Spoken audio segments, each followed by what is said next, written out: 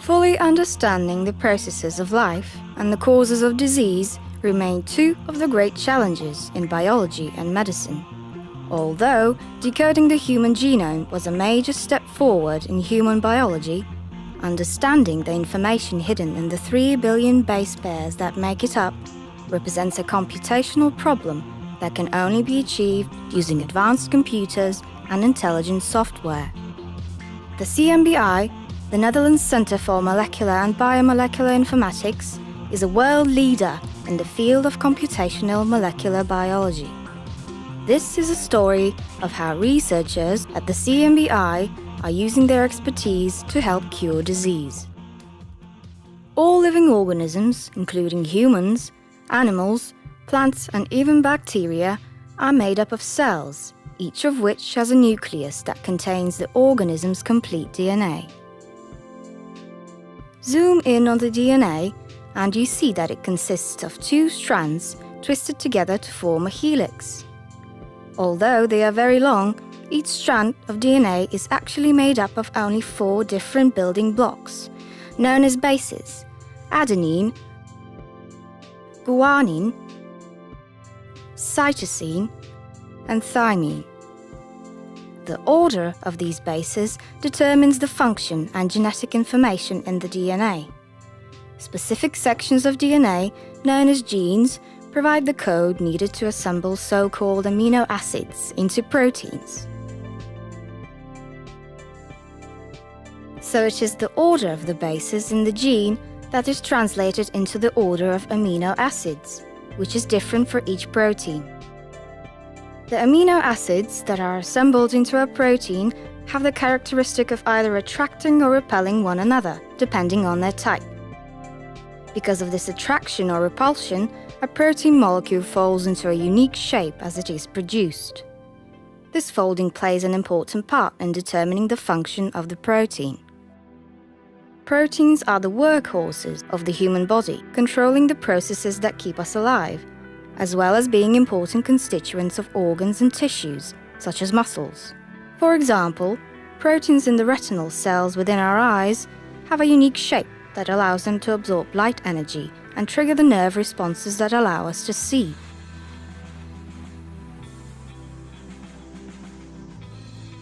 Special types of protein called enzymes allow us to break down the carbohydrates in our food so that we can have the energy to live. Other types of protein can recognize disease organisms that enter our bodies so that our immune system can fight them and keep us healthy. As we've seen, the order of the bases in DNA is translated into the order of amino acids in a protein, which in turn defines a protein's shape and function. In such a complex system, it is not surprising that errors can occur. In fact, small mutations in our DNA are very common. They are what make each of us unique, because the resultant changes in protein structure determine characteristics such as the color of our hair. However, while some mutations provide the richness of human existence, others can be harmful. This is because mutations in DNA can also lead to the production of proteins that do not function correctly. Remember that the function of a protein is defined by its amino acid sequence and consequent shape. So a different base in DNA can result in a different amino acid in a protein, and this can disturb the shape and function of the protein. Many inherited diseases are caused by such changes. For example, DNA mutations that cause structural changes in the light-sensitive proteins located in our eyes can prevent them from stimulating nerve impulses, resulting in congenital blindness.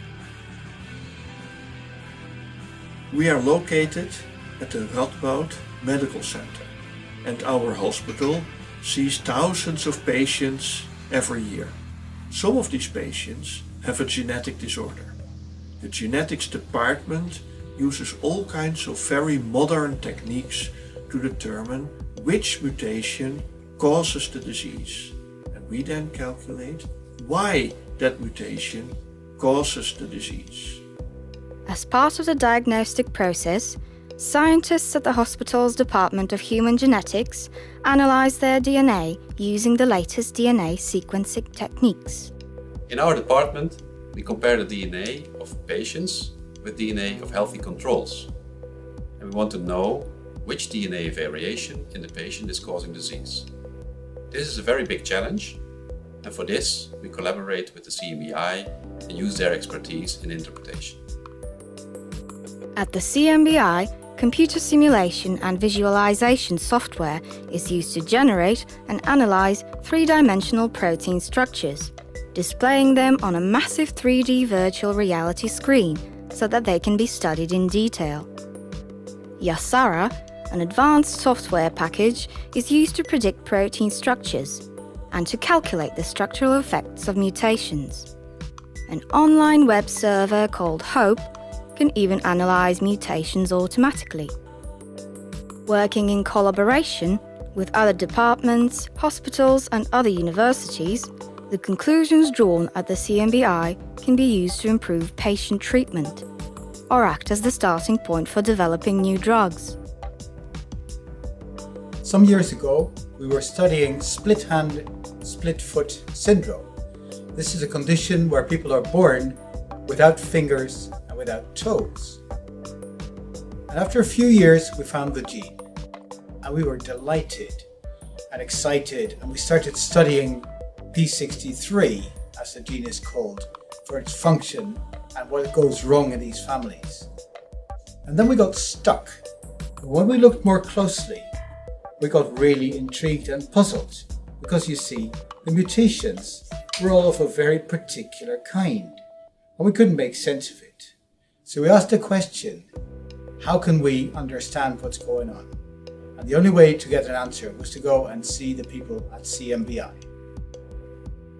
In response to Professor Brunner's request, the CMBI team started work on predicting the structure of the P63 protein.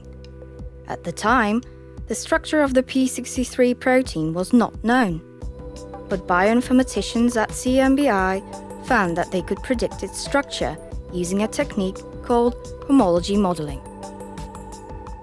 When they analyzed the mutations suspected of causing EEC syndrome, they found that all of these mutations affected the protein DNA binding. This insight was extremely useful because now pharmaceutical researchers can start thinking about a possible cure for EEC syndrome patients. Researchers at the Karolinska Institute in Stockholm, Sweden, started working on solving the problem. They believed that if they could find a small molecule that improved the dimerization of the two P63 protein molecules, they could potentially restore the protein's normal function. After testing many different small molecule compounds, they eventually found one that could bind the two protein molecules and stabilize the dimer. They call this compound PRIMA. The PRIMA molecule is now being tested in cells from patients with split-hand, split-foot malformation syndrome. And the results look really promising. And I'd like to think that one day we may have contributed to a cure for the various problems that these people have. This real-life example illustrates how the virtual world of structural bioinformatics can help researchers to study the effects of genetic mutations in real patients and help in the development of new drugs to counteract them.